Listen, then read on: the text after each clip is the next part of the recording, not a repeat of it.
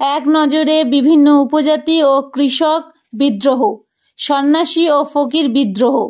1763 খ্রিস্টাব্দে মজনু শাহ, ভবানী পাঠক, দেবী চৌধুরানী। রংপুর বিদ্রোহ 1783।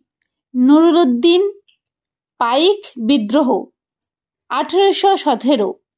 বিদ্যাধর মহাপাত্র। পাগলপন্থী বিদ্রোহ 1824 খ্রিস্টাব্দে, করম শাহের পুত্র টিপু।